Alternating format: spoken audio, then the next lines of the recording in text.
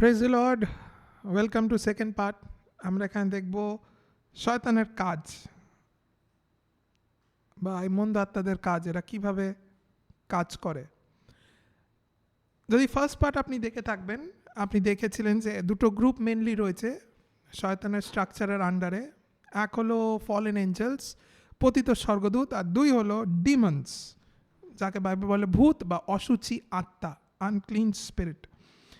কিন্তু এবার এরা কিভাবে কাজ করে এইটা জানার জন্য, আর এই সেকশনেই আপনি এই উত্তরগুলো পাবেন যে একটা খ্রিস্টান কি ভূতগ্রস্ত হতে পারে, যে যার মধ্যে পবিত্র আত্মা রয়েছে। অনেকে প্রশ্ন করে যে সে কি ভূতগ্রস্ত হতে পারে, আর তারা একভাবেই বলে দেয় যে না, কারণ যদি একজন ব্যক্তির মধ্যে পবিত্র আত্মা বাস করেন, তাহলে মন্দ আত্মা কোথায় বাস করবে ওই ব্যক্তিটার মধ্যে। কিন্তু আমরা তবুও দেখি মন্দ আত্মারা খ্রিস্টানদের প্রভাব করে। তো কিভাবে এই সকল কিছু হয়, শয়তান কিভাবে কাজ করে বোঝার জন্য আপনাকে একটা জিনিস বুঝতে হবে, সেটা হলো বাইবেল যে ওয়ার্ডটাকে ইউজ করে স্পিরিট, গ্রিকে যেটাকে বলা হয় নিউমা, যার মানে হলো, আর খুব ইন্টারেস্টিং হলো বাইবেলের যে পুরাতন নিয়ম হিব্রু ভাষা, নূতন নিয়ম গ্রিক ভাষা, দুটো ক্ষেত্রেই পবিত্র আত্মা হিব্রুতেও যেটাকে উইন্ড বলে, গ্রিকেও যেটাকে উইন্ড বলে, এইটাকে ব্যবহার করেছেন স্পিরিট বোঝানোর জন্য। নিউমা পুরাতন নিয়মে রুয়াক। তো এর মানে হলো উইন্ড, বা খালি হাওয়া নয়, উইন্ড হাওয়া, আর যে হাওয়া বয়, যে হাওয়া চলে, সেই উইন্ড হলো স্পিরিট। কেন বাইবেল হঠাৎ আমাদের স্পিরিট কথাটায় এই উইন্ড ব্যবহার করেছেন, তার কারণ হলো এই স্পিরিটের যে চরিত্র রয়েছে সেইটার কারণে। স্পিরিট হচ্ছে এমন একটা বস্তু এই পৃথিবীর জন্য, মানে আমাদের এই এনভায়রনমেন্টের জন্য, যা চোখে দেখা যায় না, কেউ হাতে ধরতে পারে না। আপনি হাতে হাওয়া ধরতে পারবেন না, আপনি চোখে হাওয়া দেখতে পারবেন না, আপনি হাওয়া গন্ধ পাবেন না, মানে আপনার শরীর দিয়ে আপনি হাওয়াকে রিলেট করতে পারবেন না, কিন্তু তার প্রভাবকে আপনি অবশ্যই দেখতে পাবেন আর তার প্রভাব উপলব্ধি করতে পারবেন। তাই জন্য যে কোনো বস্তু যাকে দেখা যাচ্ছে না কিন্তু তার প্রভাবকে আমরা বুঝতে পারি, সেটাকেই বলা হয় স্পিরিট। এবার এই স্পিরিট বস্তুটা কি, হোয়াট ইজ দ্য স্পিরিট, বা যদি জিজ্ঞেস করি ওয়্যার ইজ দ্য স্পিরিট, প্রথমে স্পিরিট কোথায়, আত্মা কোথায়, জানেন কোথায়? এভরিওয়্যার, সর্বত্র। এই যে হাওয়া আপনি অনুভব করছেন, দিস হোল থিং, এই পুরো বস্তুটাই হলো দ্য স্পিরিট ওয়ার্ল্ড। কারণ এই পৃথিবী হলো সেই আত্মিক জগতের মধ্যে অবস্থিত। স্পিরিট কোথায়? সব জায়গায়। সে কোথায় প্রবেশ করতে পারে? হাওয়ার মতো, যেমন হাওয়া প্রত্যেকটা বস্তুর মধ্যে প্রবেশ করতে পারে, ঠিক তেমনই স্পিরিটও তাই, তা প্রত্যেকটা বস্তুর মধ্যে কাজ করে। মানুষ নিজেও এক আত্মা, স্পিরিট। এবার আপনি দেখছিলেন, তারপর বাইবেল আমাদের বলে স্বর্গদূতেরা তারাও স্পিরিট, তারাও আত্মা। ইনফ্যাক্ট ঈশ্বর নিজেও একজন আত্মা। তারপর আমরা জানি যে বিভিন্ন র্যাঙ্ক রয়েছে, আপনাকে দেখালাম, যেমন আধিপত্য, কর্তৃত্ব, কেউ কেউ এদের লিডার, যেমন এর সুপ্রিম লিডার হলো ঈশ্বর নিচে স্পিরিট। তার মানে স্পিরিটের র্যাঙ্ক হয়। কিছু স্পিরিট রয়েছে যা হায়ার পজিশন স্পিরিট, আর তার আন্ডারে আন্ডারে আন্ডারে রয়েছে কিছু তার নিম্নমানের স্পিরিট, তার নিচে যারা কাজ করে। এবারে এই স্পিরিট বস্তুটা কি? এবার অনেকক্ষণ আমরা শয়তানের রাজত্ব দেখছিলাম, এবার আমরা আসি আলোর রাজ্যে। আর আপনাকে যিশুর একটা স্টেটমেন্ট শোনাই যা খুব অদ্ভুত। জন লিখিত সুসমাচারে 6 অধ্যায় যিশুর এই কথাটা এখন আপনাদের সামনে পড়া হবে যোহন 6 অধ্যায় ভার্স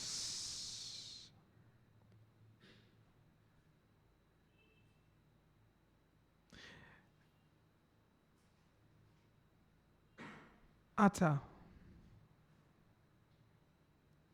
53 থেকে প্লিজ পড়ো আস্তে আস্তে।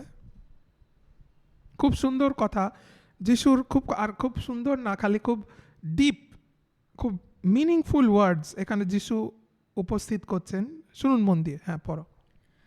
যিশু তাদের বললেন, আমি তোমাদের সত্যিই বলছি, তোমরা যদি মনুষ্যপুত্রের মাংস ভোজন এবং তার রক্ত পান না করো, তোমাদের মধ্যে জীবন নেই। এইখানে যিশু একটু ওদের পুরো যে ভিড় ছিল তাকে নাড়িয়ে দিয়েছিলেন। আর ইনফ্যাক্ট এই ঘটনাটার পর যখন 6-এর পর আপনি দেখবেন অনেকে তাকে ছেড়ে চলেও গেছিল এই কথাগুলোর জন্যই। যিশু বললেন এখানে, যেমন আপনি শুনলেন যে যিশু বলছে আমার মাংস আর আমার রক্ত যদি কেউ না খায়, কেউ না পান করে, তার মধ্যে জীবন নেই। কেউ ভাবছে এই লোকটার রক্ত আর মাংস আমাদের খেতে হবে, শুনে তারা যিশুকে ছেড়ে চলে গেছিল। কিন্তু যিশু এখানে এক গভীর বিষয় আলোচনা করছেন, তিনি স্পিরিচুয়াল বিষয় আলোচনা করছেন। তারা কেবল মাংসিক মানুষ, তাই তারা মাংস রূপে দেখছে যে যিশুর মাংস খেতে হবে, যিশুর রক্ত খেতে হবে। এর মানে কি? আর যিশু বললেন যে আমার মাংস আর আমার রক্ত না খায় তার মধ্যে কোনো জীবন নেই। ইহুদিরা অত্যন্ত রেগে গেছিল আর যিশুকে এই সময় ভিড় ছেড়ে চলে গেছিল। পড়ো, তারপরে পড়তে থাকো। যে আমার মাংস ভোজন ও আমার রক্ত পান করে সে অনন্ত জীবন লাভ করেছে, এবং শেষের দিনে আমি তাকে উত্থাপিত করব।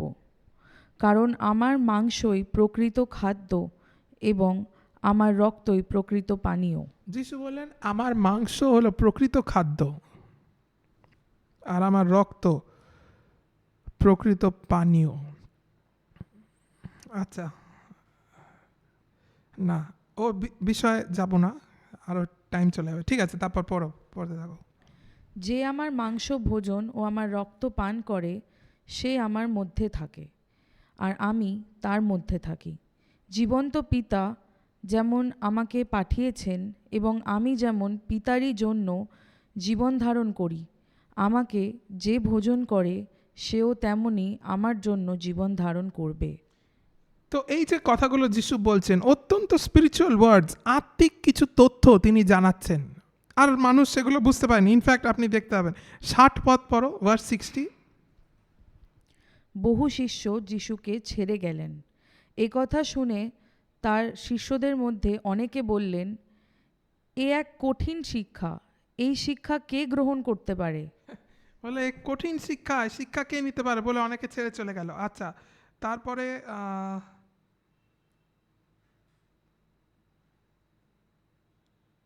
66 ভার্সটা পড়ো। সেই সময় থেকে বহু শিষ্য ফিরে গেল এবং তারা আর তাকে অনুসরণ করল না। তারা যিশুর পিছন পিছন যাওয়াই বন্ধ করে দিল। অনেক শিষ্য তাকে ছেড়ে চলে গেছিল। এবার যখন অনেক শিষ্য ছেড়ে চলে যাচ্ছে, এবার দেখুন যিশু তার নিজের শিষ্যদেরকে একটা প্রশ্ন করেছেন। পড়ো 67, এটা খুব সুন্দর এই জায়গাটা। তখন যিশু সেই 12 জন শিষ্যকে জিজ্ঞাসা করলেন, তোমরাও কি আমাকে ছেড়ে যেতে চাও? অনেক শিষ্যরা থাকে এইসব কথা শুনে, এইসব শুনে তারা একে একে ছেড়ে চলে যাচ্ছে। যিশু লাস্টে তার 12 জনকে বলল, কি করবে তোমরা, ডিসাইড করো, থাকবে না যাবে। আর তখন পিতরের রেসপন্স দেখুন। সিমন পিতর তাকে উত্তর দিলেন, প্রভু, আমরা কার কাছে যাব? আপনার কাছেই আছে অনন্ত জীবনের বাক্য। Praise the lord. এটা খুব সুন্দর জায়গা, খুব টাচিং একটা জায়গা, যেখানে অনেকে যিশুকে ছেড়ে চলে যাচ্ছে। যিশু তাদের আটকায়নি, খালি তার 12 জনদের দিকে তাকিয়ে বলেছিলেন, কি করবে, চলে যাবে? তখন পিতর তাদের সবার হয়ে উত্তর দিয়েছেন, প্রভু যাব কোথায়? অনন্ত জীবনের বাক্য একমাত্র আপনার কাছেই আছে, কোথায় যাব?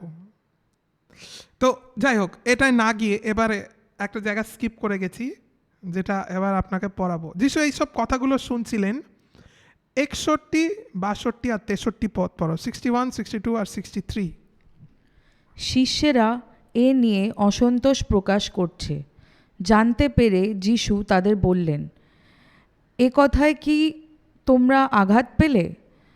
তাহলে মনুষ্যপুত্র আগে যে স্থানে ছিলেন সেই স্থানে উন্নীত হতে দেখলে কি বলবে?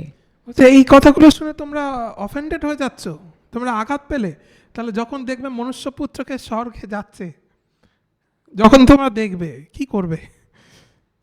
তারপরে যেসব স্টেটমেন্ট 63 পদে, এইটার জন্যই আমরা 6 অধ্যায় এসেছিলাম। এবার 63 পদটা দেখো। পবিত্র আত্মাই জীবন দান করেন, মাংস কিছু উপকারী নয়। তোমাদের কাছে আমি যেসব কথা বলেছি সেই বাক্যই আত্মা এবং জীবন। ওকে, যিশু বললেন এতক্ষণ আমি যে কথাগুলো বলছিলাম সেগুলো হলো আত্মা আর জীবন। কোন আত্মা? The words that I speak are spirit and truth. যিশু বললেন আমার কথাই হলো আত্মা আর জীবন। আমি আপনাকে প্রশ্ন করি, কোন আত্মা?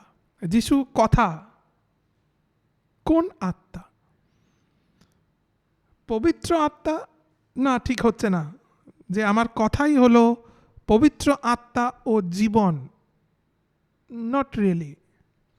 তো যিশু যখন বলছেন আমার কথাগুলোই হলো আত্মা আর জীবন, যিশু এখানে ইন্ট্রোডিউস করলেন একটা জিনিস যেটাকে বাইবেল বলে দ্য প্রেজেন্স। আচ্ছা, পবিত্র আত্মা কি ব্যক্তি? অবশ্যই তিনি হলেন ব্যক্তি। তিনি কি একজন আত্মা? Yes, he is a spirit, he is a person. তিনি একজন ব্যক্তি। যিশু বলছেন আমার কথা হলো আত্মা। এই আত্মা কি কোনো ব্যক্তি? না, এটা হলো ব্যক্তিত্ব যা যিশুর মধ্যে থেকে বেরিয়েছে। ঈশ্বরের মধ্যে থেকে যা কিছু বেরোয় তাই হলো ঈশ্বর। তাই জন্য বাইবেল লেখা আছে whatsoever is born of God overcomes the world. ঈশ্বর থেকে যা কিছু বেরোয় তাই জগৎ জয়, তা জগৎকে জয় করে। যিশু যখন বলছেন আমার কথা হলো আত্মা আর জীবন, তার মানে যিশুর ভেতর থেকে যেগুলো বেরোয় তা যিশুর চরিত্র, যিশুর জীবন আর কি উদ্দেশ্যে যিশু পাঠিয়েছেন সেইটা পরিপূর্ণ করার জন্য এক জীবন্ত বস্তু, এক জীবিত বস্তু, দেয়া স্পিরিট। এবার আপনি কি জানেন তোমাদের সকলের মুখ থেকে বেরোনো কথা হলো আত্মা, তার জীবিত বস্তু। কার জীবন রয়েছে তার মধ্যে? আপনার জীবন। আর তার মধ্যে আপনার ব্যক্তিত্ব রয়েছে, আপনার পার্সোনালিটি, আপনার জীবন। ঠিক তেমনই যিশুর কথায় কি রয়েছে? যিশুর ব্যক্তিত্ব। তাই জন্য যেহেতু তিনি স্বয়ং জীবন, তার কথাও জীবন বয়। কেউ যদি ওই কথাগুলো গ্রহণ করে সে কিন্তু যিশুর পাঠানোর যে জীবন তার প্রভাবকে গ্রহণ করলো। এবার ভালো করে বুঝুন, দুটো জিনিসের তফাৎ আছে। এক, ব্যক্তি, দুই, তার প্রভাব। প্রভাব হলো ওই ব্যক্তিটার থেকে বেরোনো স্পিরিট, কিন্তু ওই ব্যক্তিটা নয়। তার মধ্যে ওই ব্যক্তিটা নেই, কিন্তু তার ব্যক্তিত্ব রয়েছে। প্রভাব কি করে? প্রভাব বিভিন্ন কাজ করতে পারে। ওই ব্যক্তিটা যা যা করে তার প্রভাবও তা করতে পারে। কিন্তু যদি আপনাকে প্রশ্ন করি কোনটা বেশি উচ্চ বা কোনটা বেশি গুরুত্বপূর্ণ, ব্যক্তি না প্রভাব, আপনি জানবেন দ্য পারসন, সে ব্যক্তিটা। কিন্তু এই প্রভাবটা কি? আপনি অনেক সময় বাইবেলে এই টার্মটা পাবেন, ঈশ্বরের উপস্থিতি, the presence of god. What is the presence of god? ঈশ্বরের উপস্থিতি কি? একদম শুরু থেকে আপনি পাবেন এর ডিটেল। আদি পুস্তকে যখন মানুষের পতন হয়েছিল, when man fell, বাইবেল বলে আর মানুষ নিজেকে লুকিয়েছিল ঈশ্বরের সম্মুখ থেকে বা ঈশ্বরের উপস্থিতি থেকে। ওই টার্মটা ইউজ করে যে ঈশ্বরের উপস্থিতি থেকে সে নিজেকে লুকিয়েছিল। কখন? বাইবেল বলে যে সেই সদাপ্রভুর রব বাগানের মধ্যে হেঁটে এলেন। সদাপ্রভু কোথায়? স্বর্গের সিংহাসনে 100 বার। তাহলে বাগানের মধ্যে কে হেঁটে এসেছিল? পবিত্র আত্মা ঈশ্বর। পবিত্র আত্মা ঈশ্বরকে কি বলা হয়? The Angel of his presence, মানে সেই স্বর্গদূত যে তার উপস্থিতিকে ক্যারি করে, তার প্রভাবকে ক্যারি করে সব জায়গায়। তো আদম আর হাওয়া যখন পালিয়েছিল, তারা কোথা থেকে পালিয়েছিল? প্রভাব থেকে। তারা চেষ্টা করেছিল প্রভাব থেকে পালানো, from the presence of god, কিন্তু তারা ঈশ্বর থেকে পালাতে পারেনি, ঈশ্বর যে ব্যক্তিটা থেকে। আপনি তার প্রভাবকে এড়াতে পারেন, আপনি তার প্রভাব থেকে পালাতে পারেন, কিন্তু তিনি যে ব্যক্তি, তার দৃষ্টি সর্বত্র, আর তিনি সব জানেন। তো তার ব্যক্তিত্ব থেকে আপনি কখনো লুকাতে পারবেন না। তারা কোথা থেকে লুকিয়েছিল? তার প্রভাব থেকে। ওই যে ঈশ্বর রব হেঁটে এসেছিল তাদের সঙ্গে কথা বলার জন্য, তাদের সঙ্গে কিছু বলার জন্য, আর তারা সেটা থেকে এড়িয়ে চলে গেছে। তাই জন্য বাইবেল বলে যে তারা তার উপস্থিতি থেকে পালিয়ে গেছিল, ফ্লেড ফ্রম দ্য প্রেজেন্স। যেমন গীত সংগীতা, গীত লেখকও তিনি বলেছেন তার উপস্থিতিতে তৃপ্তিকর আনন্দ। In his presence is the fullness of joy. তার উপস্থিতিতে আনন্দের পরিপূর্ণতা। তার উপস্থিতিতে মানে যেখানে তার প্রভাব রয়েছে, wherever he sends his presence।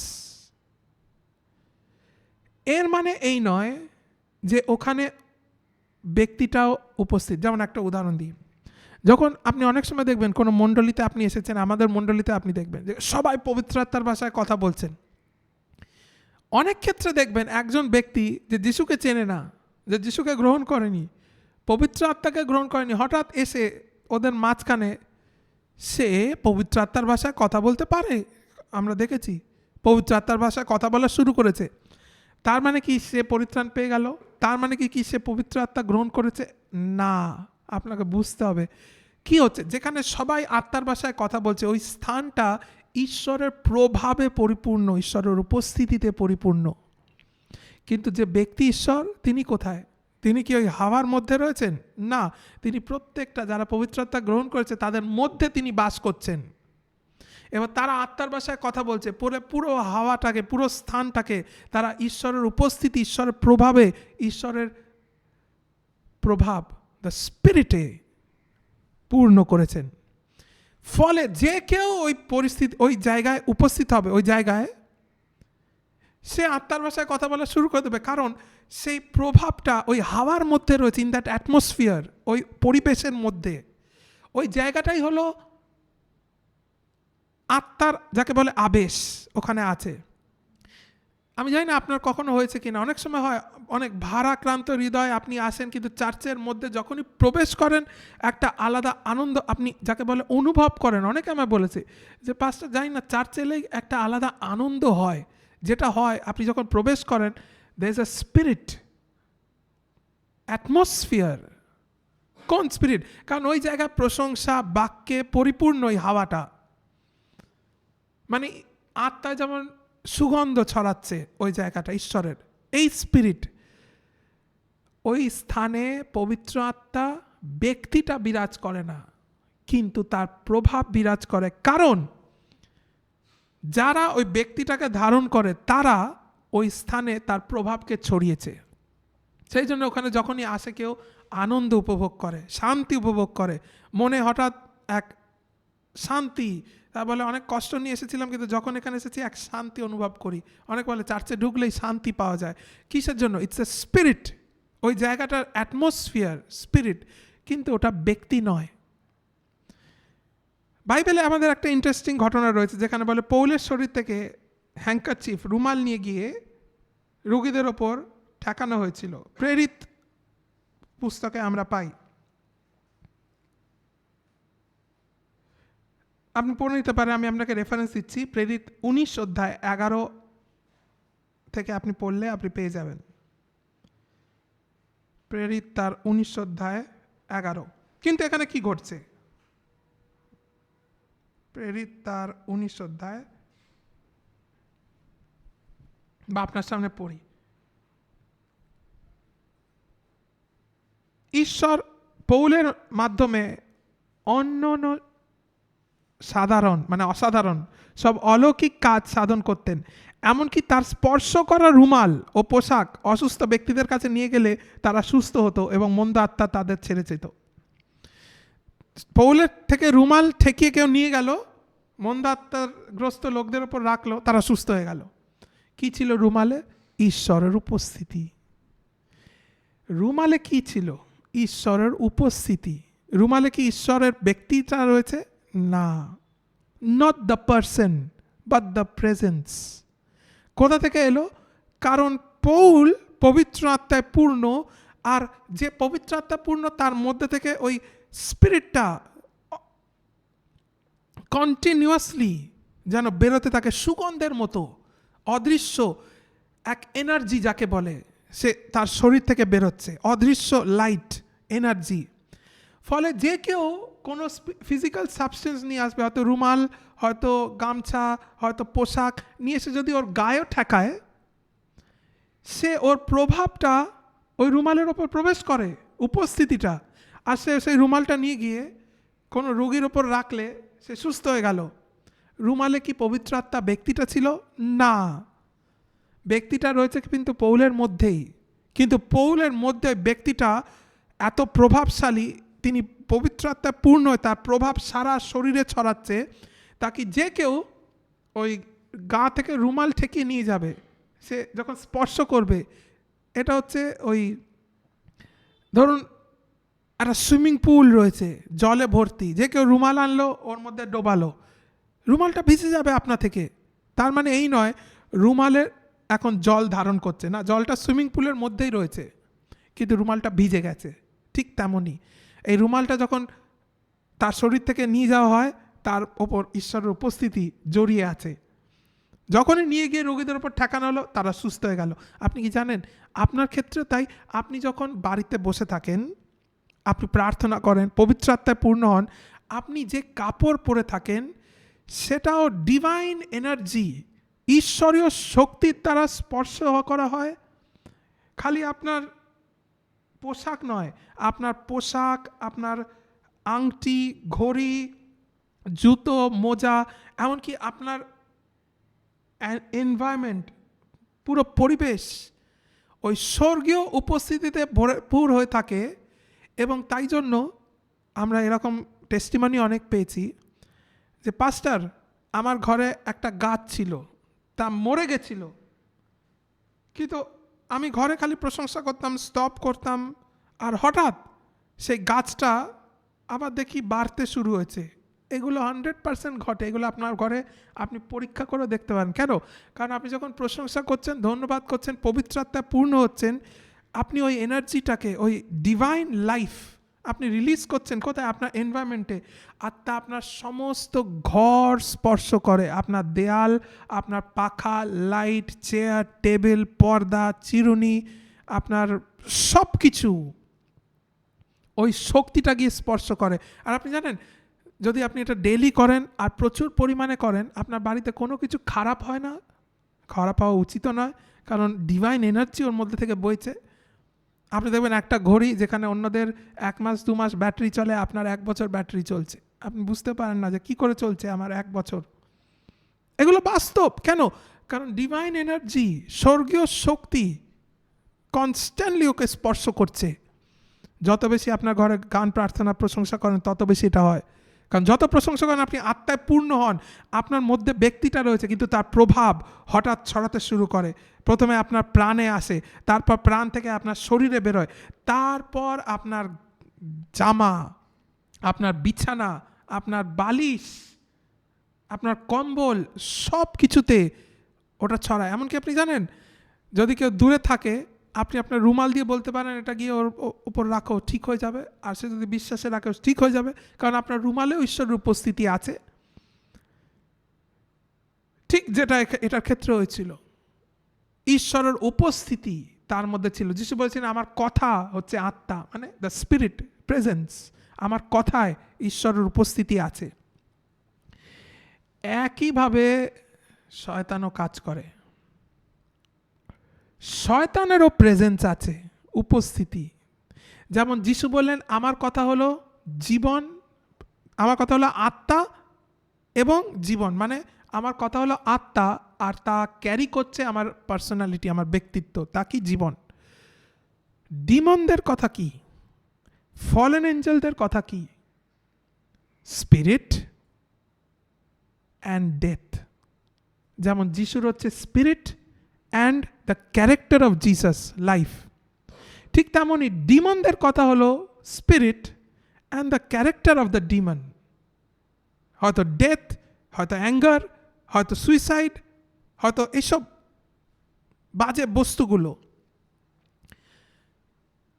এবারে একটা পবিত্র আত্মায় পূর্ণ বা পবিত্র আত্মা যার মধ্যে রয়েছে খ্রিস্টান কি কখনো ডিমন পজেসড হতে পারে, শয়তান দ্বারা ভূতগ্রস্ত কি হতে পারে?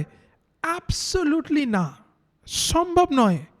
যে দেহে পবিত্র আত্মা বাস করে ওই দেহে মন্দ আত্মা বাস করার কোনো ক্ষমতা বা কোনো শক্তি নেই। ঈশ্বর ওই দেহের মধ্যে রয়েছে, বাস করতে পারে না, কিন্তু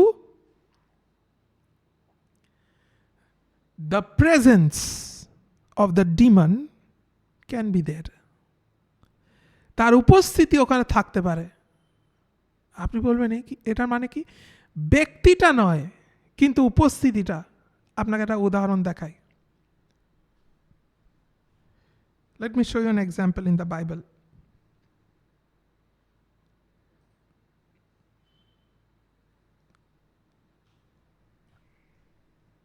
মতি 16 অধ্যায় যাও।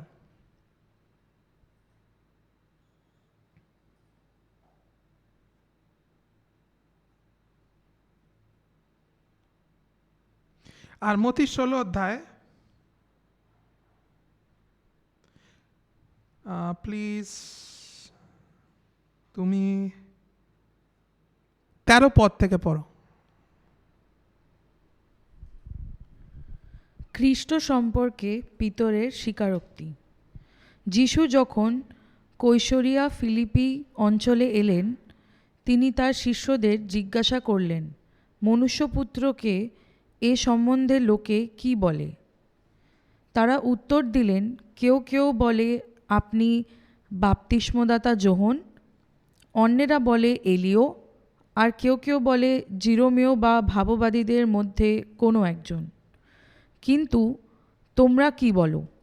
তিনি জিজ্ঞাসা করলেন, তোমরা কি বলো, আমি কে? সিমন পিতর উত্তর দিলেন, আপনি সেই খ্রিস্ট, জীবন্ত ঈশ্বরের পুত্র। যিশু উত্তর দিলেন, জোনার পুত্র সিমন, ধন্য তুমি, কারণ রক্ত মাংসের কোনো মানুষ এ তোমার কাছে প্রকাশ করেনি, কিন্তু আমার স্বর্গস্থ পিতাই প্রকাশ করেছেন। Praise the lord, thank you. যিশু উত্তর করলেন যে, যিশু বললেন যে তোমরা আমাকে কি বলো? সিমন পিতর আপনি দেখলেন বললেন আপনি ঈশ্বরের পুত্র খ্রিস্ট। তখন যিশু বললেন, জোনার পুত্র সিমন, ধন্য তুমি, রক্ত মাংস তোমাকে এটা প্রকাশ করেনি, কিন্তু আমার স্বর্গস্থ পিতা, মানে আমার স্বর্গের যে পিতা ঈশ্বর, তিনি তোমাকে প্রকাশ করলেন। কিভাবে? কিভাবে স্বর্গের পিতা সিমনকে প্রকাশ করলেন? অবশ্যই এই চিন্তাটা দিয়ে, থট।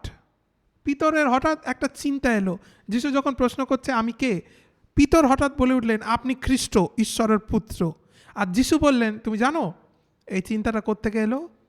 এটা ডাইরেক্ট ঈশ্বর থেকে। মানে ঈশ্বর তার চিন্তাকে পাঠালেন আর পিতর সেটাকে অ্যাকসেপ্ট করলো। তো পিতরের মধ্যে কি রইল? The spirit of god. এই স্পিরিট হচ্ছে দ্য হোলি স্পিরিট নয়, তার মানে এই নয় পিতর পবিত্র আত্মায় পূর্ণ, না।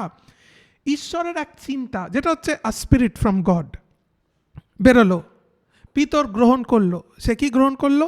The spirit of God, not the person of God.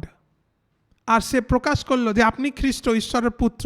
আর যিশু সঙ্গে সঙ্গে জানালেন এর জন্য দায়ী ঈশ্বর, তাই না? তিনি বললেন এর জন্য দায়ী ঈশ্বর। তিনি বললেন রক্ত মাংস তোমাকে এটা প্রকাশ করেনি, স্বর্গের পিতা। এটা কোন পদ পড়লে? Last 16, right? একই লাইন অফ ডিসকাশনে 17, একই লাইন অফ ডিসকাশনে 4টে পদ এগিয়ে যাও, একই পিতর, আর একটা জিনিস ঘটবে। এবার দেখো 21 পদ থেকে পড়ো। যিশু নিজের মৃত্যু পূর্ব ঘোষণা করলেন। সেই সময় থেকে যিশু তার শিষ্যদের কাছে স্পষ্টরূপে বলতে লাগলেন যে তাকে অবশ্যই জেরুসালেমে যেতে হবে। সেখানে তাকে বিভিন্ন বিষয়ে দুঃখ ভোগ করতে হবে।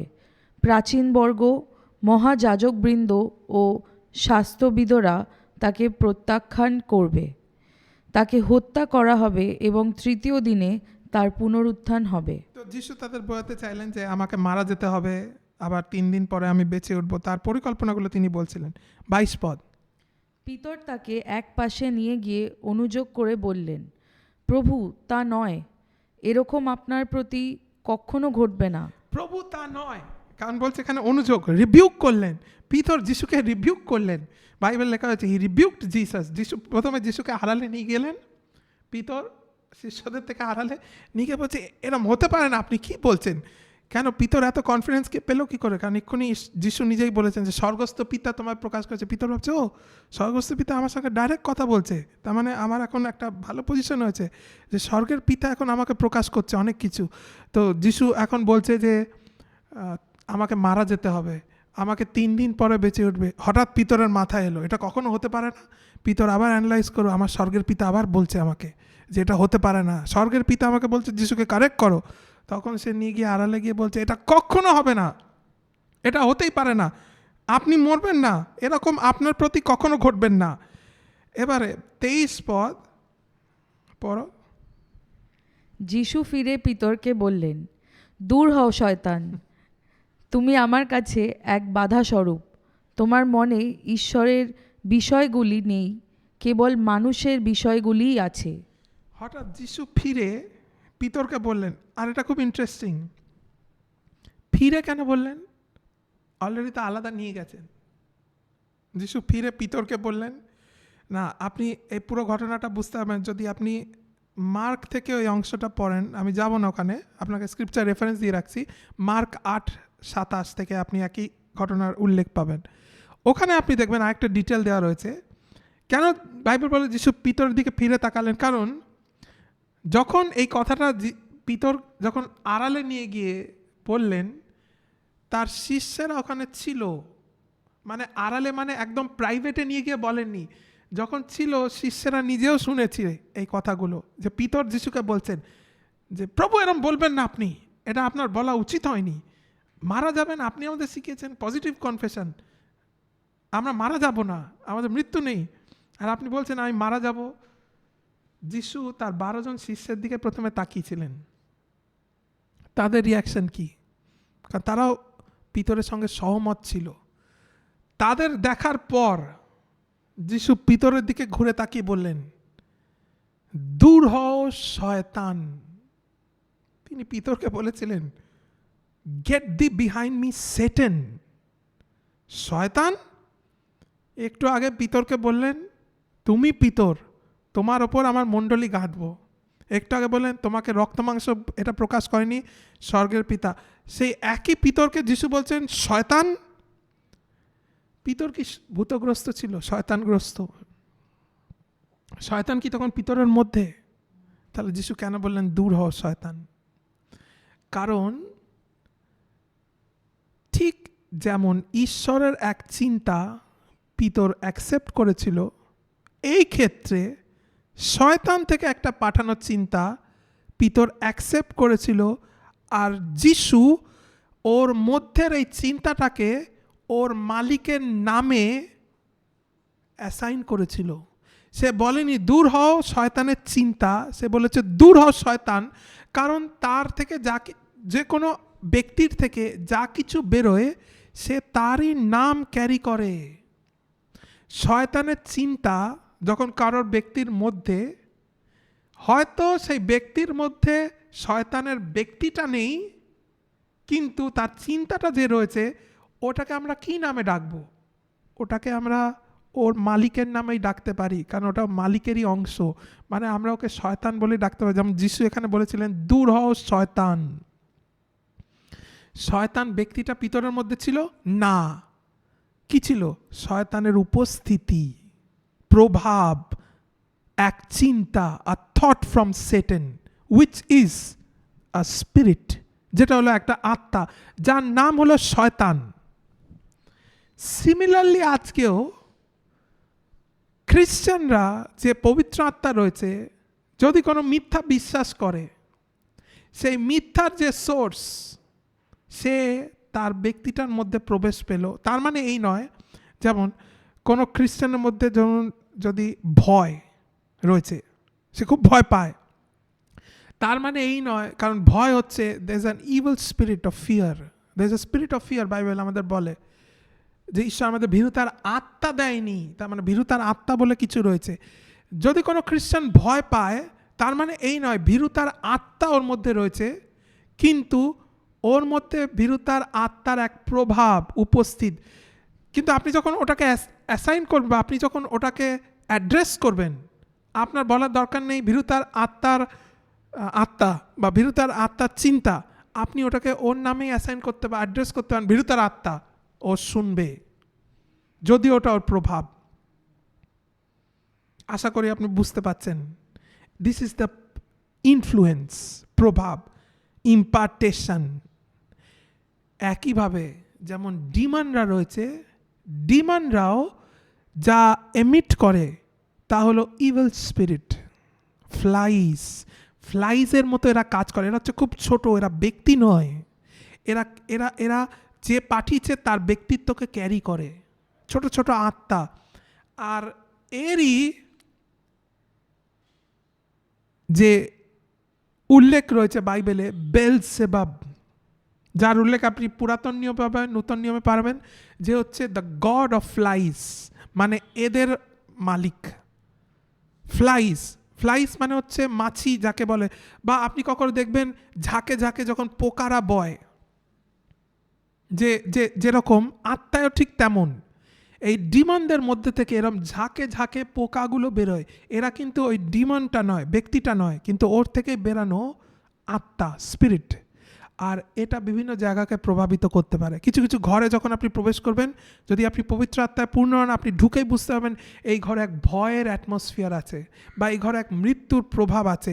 অনেকে বলে আমি আমার ঘরে কিছু বাজে গন্ধ শুকতে পাই। কি করে গন্ধটা আসে? এটা ডিমনের প্রভাব, মন্দ আত্মার প্রভাব। তার সলিউশন কি সেটা আমরা পরের পার্টে দেখবো, যেটা হচ্ছে the work of the church. কিন্তু শয়তান এইভাবে কাজ করে, সে কিছু কিছু ক্ষেত্রে নিজে ব্যক্তি হিসাবে তাকে গ্রাস করে বা তার মধ্যে কাজ করে, আর কিছু কিছু ক্ষেত্রে তার প্রভাবকে কাজ করায়, তার প্রভাবকে। খ্রিশ্চানদের জীবনে যারা শুনছেন, যারা প্রভু যিশুকে বিশ্বাস করেন, আপনার জীবনে শয়তান কাজ করে তার প্রভাবের দ্বারা। সে যে পবিত্র আত্মায় পূর্ণ, তার সাহস হবে না তার মধ্যে ঢুকে তাকে বশ করার, কারণ তার মধ্যে অলরেডি পবিত্র আত্মা রয়েছে। কিন্তু সে কি করে? সে কিছু মিথ্যা আপনার দিকে ছড়ে আর অপেক্ষা করে আপনি কি গ্রহণ করবেন। যদি আপনি গ্রহণ করেন, আপনি তার প্রভাবগুলোকে, মানে তার থেকে পাঠানো ওই মাছিগুলো, তার থেকে পাঠানো ওই ছোট ছোট মন্দ আত্মাগুলো, আপনি সেগুলো গ্রহণ করলেন। এবার যদি আপনি ওটা তাড়াতে চান, আপনি কি নামে তাড়াবেন ওদের? আপনি ওর নাম ব্যবহার করতে পারেন। কারণ কেন নাম প্রয়োজন? আগের পার্টে আপনি দেখেছিলেন যিশু এক ভূতগ্রস্তকে বলেছিলেন অসুচি আত্মা বেরিয়ে যাও, আর আপনি দেখেছিলেন সে বেরোয়নি। তারপরে যিশু জিজ্ঞেস করলেন তোমার নাম কি? তার কারণ হলো কিছু কিছু ক্ষেত্রে মন্দ আত্মারা, ইন্টেলিজেন্ট ডিমনরা, আপনি তাকে বলবেন বেরিয়ে যাও, আর সে এমন ভাব করবে সে শোনেনি আপনার কথা, সে অন্যান্য কথা বলা শুরু করবে। কারণ আপনাকে একটা জিনিস প্রমাণ করতে হবে তাকে, যে আপনি তার সঙ্গেই কথা বলছেন, যেন সে বোঝে। সেটা কি করে বুঝবেন? তার নাম জিজ্ঞেস করুন। যখন আপনি দেখছেন কাউকে বলছেন দূর হও, আর সে তখনও উল্টোপাল্টা ব্যবহার করে যাচ্ছেন, রিল্যাক্স, চোখে চোখ রেখে তাকে বলুন তোর নাম কি। সে ওর নাম বলবেই, আর যেই নাম বলবে ওর নাম ধরে বলবেন। যেমন যখনই ওর নাম বলে দেবে, তার মানে জানবেন কানেকশন হ্যাজ বিন এস্টাবলিশড। ও বুঝতে পারছে এবার আপনি আর ওর কথোপকথন হচ্ছে। এবার আপনি যা বলবেন ও শুনবে। এবার অনেকে কি করে, ওই সময় জিজ্ঞেস করে কবে এসেছিস, কি করেছিস, আর সেও শুরু করে আমি এসেছিলাম এর 3 পুরুষ আগে, আমি এই করেছি, আমি ওই করেছি। এই জন্য অনেকে যারা মন্দাত্মা ছাড়ায়, তারা কিছু কিছু মন্দ আত্মা ছাড়াতে তাদের 4 ঘন্টা 5 ঘন্টা তাদের সময় লাগে, কারণ মন্দ আত্মার সঙ্গে তারা ইন্টারভিউ করে একের পর এক, যে তারা কোথা থেকে এসেছে, কি করেছে, তাদের থেকে সব ডিটেল জেনে তারপর লাস্টে তারা গিয়ে বেরোয়। এত দরকার নেই। যিশু খালি একটাই প্রশ্ন করেছেন, তোমার নাম কি, দ্যাটস ইট। যদি আপনিও কখন মন্দ আত্মা ছাড়ান আর আপনি দেখছেন বলেছেন আউট, আর সে তখন উল্টাপাল্টা ব্যবহার করছেন, তাকে বলুন তোমার নাম কি, আর সে যখনই নাম বলবে নো মোর ডিসকাশন, তাকে বলবেন আউট, আর দেখবেন ও আপনার থেকে বেরিয়ে গেছে। তো মন্দ আত্মারা এইভাবে কাজ করে। হায়ার অর্ডার যে স্পিরিটরা রয়েছে, উচ্চ মানের যে আত্মারা, তারা কিছু কিছু ব্যক্তির মধ্যে প্রবেশ করে যারা পবিত্র আত্মা নেই আর তাদেরকে বশ করে। কিন্তু যারা পবিত্র আত্মায় পূর্ণ তাদেরকে কি করে, তারা তাদের থেকে তাদের প্রভাবকে বের করে, তাদের প্রভাব। এই কারণ বাইবেল লেখা আছে ইভিল কোম্পানি করাপ্টস গুড হ্যাবিটস। কেন তিনি কেন বলেছেন যে তুমি এমন সঙ্গের মধ্যে থেকো না যারা প্রভু যিশুকে বিশ্বাস করে না, যারা যিশুর পথে চলে না, এরম সঙ্গে থেকো না। কেন? কারণ অনেকে মনে করে আমি নিজে ঠিক আছি, আমি ওদের সাথে মিশতে পারি, কি প্রবলেম আছে। তুমি যখনই ওখানে যাচ্ছ তুমি বুঝতে পারছো না, তুমি ওদের একটা নিজস্ব হাওয়া আছে, অ্যাটমসফিয়ার রয়েছে, আর ওই হাওয়ায় ওই পোকা মাকড় যাকে বলে ভর্তি মন্দ আত্মারা। আর যখন আপনি প্রবেশ করছেন, আপনি আপনার অজান্তে আপনার নিজের আত্মাকে কলুষিত করছেন, বিভিন্ন ময়লা বিভিন্ন রকম জিনিস ওদের সংস্পর্শে আপনার শরীরের ওপর ঘষছে, আপনার আত্মার ওপর। আর এইভাবে অনেক ক্ষেত্রে আপনার অজান্তে আপনি ওদেরই কিছু পোকামাকড় নিজে শরীরে বইতে তারপর থেকে শুরু করেন, আর আপনি বুঝতে পারেন এটা কোত্থেকে এলো, আপনার সঙ্গ থেকে। তাই জন্য বি কেয়ারফুল আপনি কাদের সঙ্গে থাকেন, কাদেরকে আপনার আশেপাশে রাখেন, কারণ তারা নির্ভর করে যে আপনি কতটা যাকে বলে আত্মিকভাবে পরিষ্কার সূচি। এবার তার মানে কি এই নয় যে আমরা যারা যিশুকে জানে না তাদের কাছে যাব না, অবশ্যই তাদের কাছে যাব, কিন্তু একটাই কাজে, সহভাগিতার জন্য নয়। আমরা যাই প্রচার করতে, আমরা যাই সুসমাচার দিতে, আর সুসমাচার দেওয়া হয়ে যাবে আমরা গুটিয়ে চলে আসি। সহভাগিতা আমরা করি না এই কারণ মন্দ আত্মাদের একটা প্রভাব আছে, অ্যান ইনফ্লুয়েন্স। আর যেটা মন্দ আত্মারা যেমন কাজ করে তার ইনফ্লুয়েন্সও ঠিক তেমনই কাজ করে। আর এইভাবে অনেক খ্রিস্টানরা মন্দ আত্মার দ্বারা প্রভাবিত। তাই জন্য আমরা তাদের জন্য প্রার্থনা করি, মন্দ আত্মার প্রভাব তাদের ওপর থেকে আমরা কেটে বাদ দিই, ভেঙে বাদ দিই। আর যখনই আমরা আদেশ দিই ওই প্রভাবটা ধ্বংস হয়ে যায়। তার মানে এই নয়, যেমন হিলিং স্ট্রিমে আপনি দেখবেন অনেক খ্রিস্টান যারা ওখানে উপস্থিত থাকে, পাস্টার ক্রিস বলেন আউট আউট, কি বেরোয়? মন্দ আত্মাদের প্রভাব যা ওদের সারা শরীর সারা প্রাণকে বশ করে রেখেছে। হয়তো ব্যক্তিটা নেই, কিন্তু পাস্টার ক্রিস যখন ওদেরকে বলে আউট, ব্যক্তিটা হয়তো অন্য কোথাও রয়েছে, কিন্তু তার যে প্রভাবগুলো ওই ব্যক্তিটার মধ্যে ঘুরে বেড়াচ্ছে সেইটাকে তিনি সরিয়ে দেন। তো ইন কনক্লুশন আমি বলবো যে দুটো জিনিস, এক হলো নিজের যে পরিবেশ দূষণ মুক্ত রাখুন, এক আত্মায় দূষণ মুক্ত, আর দুই আপনার পরিবেশকে build an atmosphere of faith, আপনার পরিবেশকে ঈশ্বরীয় প্রভাবে পরিপূর্ণ করুন। আর সবচেয়ে ইজি ব্যাপার হলো গান গেয়ে, যখন আপনি ঈশ্বরের উদ্দেশ্যে গান করেন, যদি আপনার ঘরে গান চলে, জানেন আপনার বাড়িতে যদি হয়তো আপনি অন্য জায়গায় কিন্তু আপনি ঘরে ঈশ্বরের বাক্য চালিয়ে রেখেছেন, ওই ঘরের অ্যাটমসফিয়ারে কিছু একটা হয়, ওই ঘরের হাওয়াতে কিছু একটা হয়, ঈশ্বরের বাক্যগুলো ছড়ায়, আর ওই ঘরে মন্দাত্মাদের কাজ হওয়া খুব কঠিন, কারণ ওই ঘরে সম্পূর্ণরূপে ঈশ্বরের বাক্যের যে প্রভাব উপস্থিতিতে পরিপূর্ণ। তাই জন্য আমরা বলি বাড়িতে ঈশ্বরের বাক্য চালিয়ে রাখবেন। আর ঈশ্বরের গান যখন, আর অনেক সময় আপনি ঈশ্বরের গান খালি চালিয়ে রেখে শোনেন, না সেটা কোনো আশীর্বাদ নেই। অবশ্যই একটা ছোট নিম্নমানের আশীর্বাদ রয়েছে, কিন্তু আশীর্বাদ হলো যখন আপনি গানটা করবেন। গান শোনায় আশীর্বাদ নেই। কেউ মনে করে গান শুনলে আমার বিশ্বাস আসে, না, বিশ্বাসের জন্য সারমনগুলো আছে, বাক্যগুলো আছে, ওগুলো শুনুন, ওতে বিশ্বাস আসবে। গান শুনলে নয়, গান করলে ওখানে আশীর্বাদ আছে। সারমন শুনুন কিন্তু গান করুন। তো যখন আপনি গান চালাচ্ছেন বাড়িতে, গান চলছে আপনি অন্য কাজ করছেন, তাতে আপনার খুব একটা লাভ নেই। সারমন চলছে আপনি অন্য কাজ করছেন, আপনার লাভ আছে। তো যখন গান চলছে আপনি কি করবেন? গান করুন, কাজ করছেন, করতে করতে গান করুন। কারণ যখন আপনি গান করছেন আপনি আপনার পরিবেশকে ওই স্বর্গীয় প্রভাবে আপনি ইনফ্লুয়েন্স করছেন, আর আপনার সমস্ত পরিবেশ আলোয় পরিপূর্ণ হয়।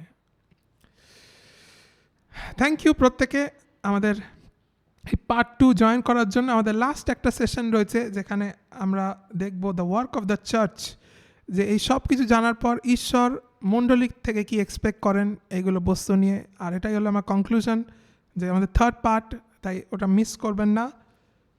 So see you in the next part. Thank you.